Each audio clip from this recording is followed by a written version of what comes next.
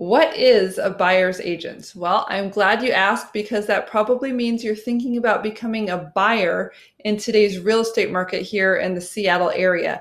And it can be a very tricky process to get into because we have a lot more buyers than we have inventory right now as I make this video. That might not be the case for you, but we're going to get into what is a buyer's agent? How much does it cost? Do you need one? Are there any downsides? We'll get into all of that here in this video.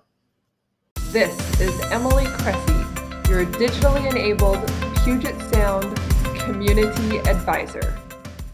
Hi, my name is Emily Cressey. I have been investing in real estate for the past 2 decades and am a real estate broker here in the greater Seattle area. I actually live in Shoreline in North Seattle. So today we're talking about what is a buyer's agent. And what that means is simply it's a real estate agent or broker who is representing the buyer in a transaction. In every real estate transaction, there's a seller who has the house for sale, and there's the buyer who is buying the house. Now, each of these two separate parties can have their own real estate agent to represent them.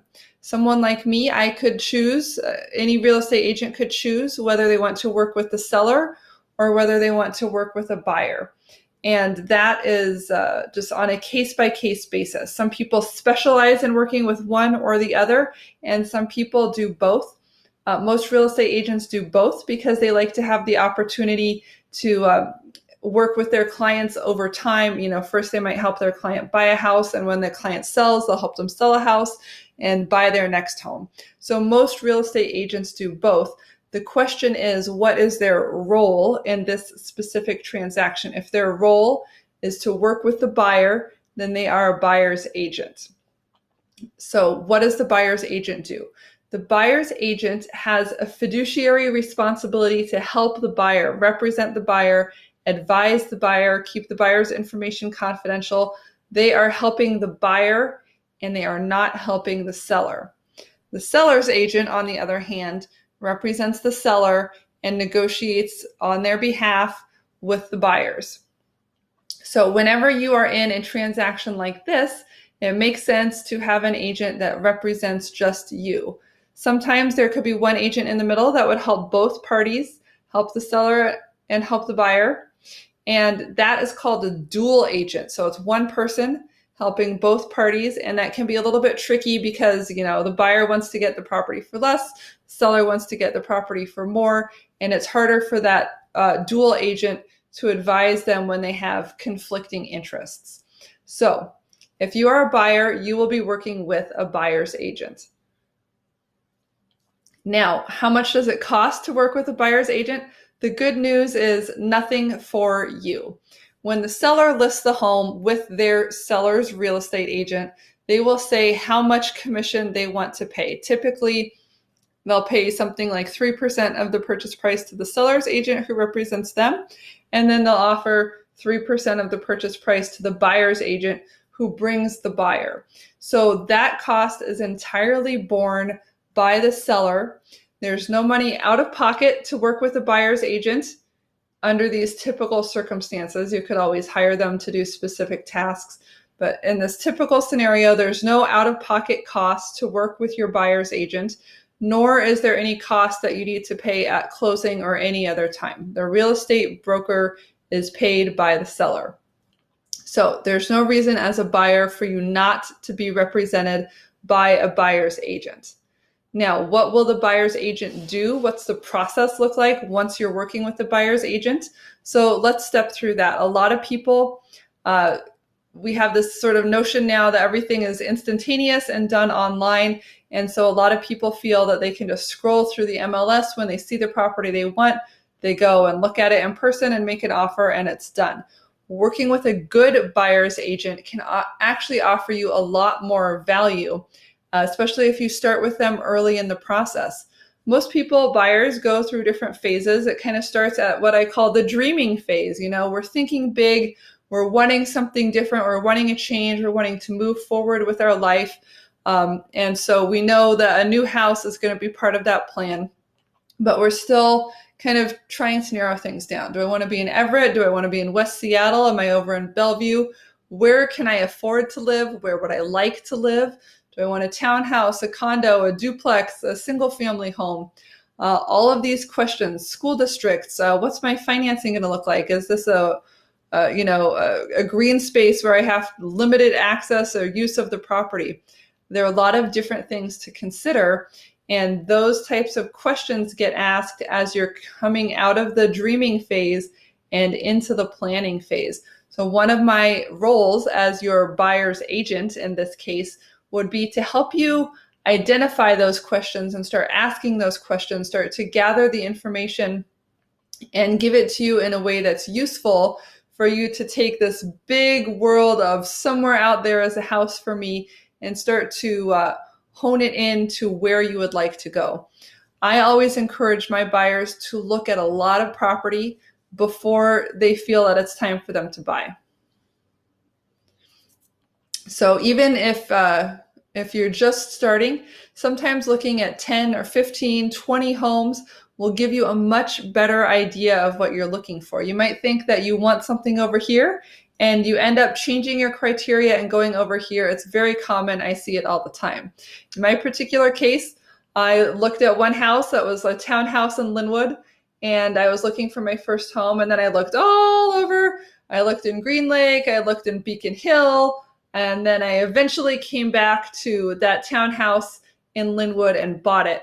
But I needed to look at the other options. I needed to educate myself in the marketplace before I felt confident that that was the home for me. So I really do think researching and getting to know the market on a personal level before you feel the pressure of writing offers and gotta, make something happen. I think that's really the way to go if you have the time and flexibility to do that. I'd be happy to help you with that process. So once you've kind of started to narrow in on what's happening with the market and the type of housing that you're interested in, the next step is to get your financing lined up. And as a real estate broker, I work with a lot of different lenders. I have a few that I really love, and depending on sort of your profile and what type of house you're going for, I can help direct you. Are we looking for someone that specializes in investment loans, in single family loans, and VA, FHA loans? Even I had a client who was wanting to buy a mobile home, and that takes a different type of lender entirely. So there's a lot of different types of lenders, but we'll find someone that works with the type of situation that you are trying to put together. So we'll get you in front of a lender. And this, I think, is one of the most powerful parts of the planning process, because just by sitting down for those 15 minutes with a lender or on the phone or in person or on Zoom, we can get a much better idea of what your payments will look like and thus what you can afford.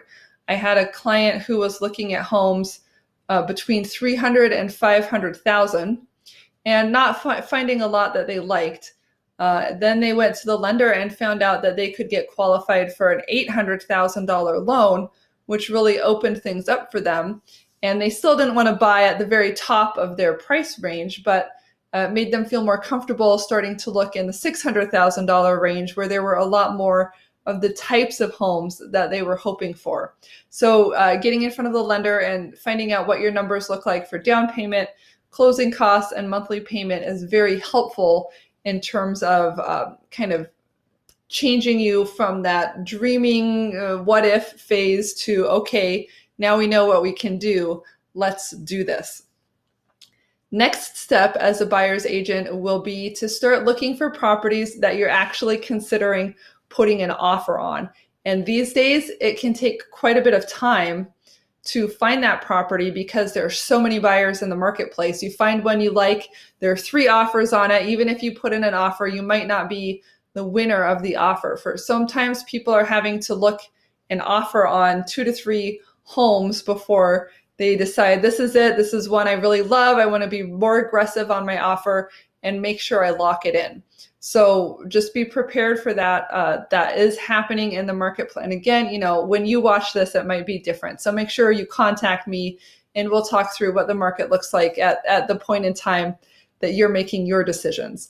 But knowing what's going on with the paperwork and being prepared to act quickly in this type of an environment is extremely important.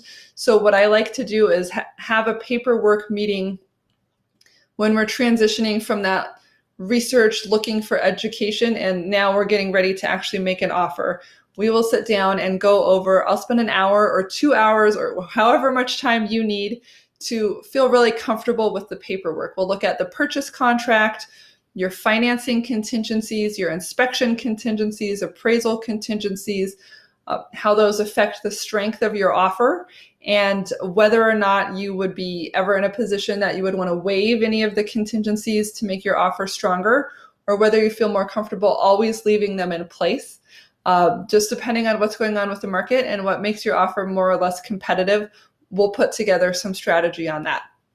So once you understand the paperwork, once you understand the market, then you will be able to make offers with confidence. When you go out and look at a home, you'll know if you love it, you know if it's priced right, you'll know what the most you'd be willing to pay for it is. And if all of those factors line up, you'll feel very confident when you put your offer on it that you're paying what it's worth to you and that you are able to afford it and you would be happy there. So I feel that education and understanding the process and not being rushed is a very important part of having the buyer's experience be successful in a real estate transaction. And that's why, as a buyer's agent myself here in the North Seattle area, I like to take the extra time to offer my clients full service brokerage. I used to work for a discount broker, and a lot of people who came through there didn't actually like it. They liked the idea of saving money, but they realized at the end of the day, they were missing out on understanding and being confident in the decisions that they were making. So I've switched my model, and a lot of clients I'm finding really value the idea of working closely one-on-one, having an advisor to take them through all these steps and give them that understanding they need. I want to empower you as the buyer to make your own excellent decisions when you're buying your next home or investment property. So I hope this helps you understand what a buyer's agent is and what the role of a buyer's agent is. I have an additional document that's actually a pamphlet from Washington State that's called the agency pamphlet. It has a cool name, cooler than what I just said. But it will explain to you what exactly these things are in legalistic terms, buyer's agent, seller's agent, dual agent. This has been a summary, but when we work together, I will provide you an actual copy of that. If you'd like to get it, just shoot me an email or a message here, and I will make sure that my assistant gets that out to you. So this has been Emily Cressey. If you have further questions, drop them in the comments or feel free to reach out one-on-one. I would love to work with you and educate you so you can feel like you are making your own excellent decision in your real estate journey. Thanks so much for watching. Let me know how I can help. I am always here to serve.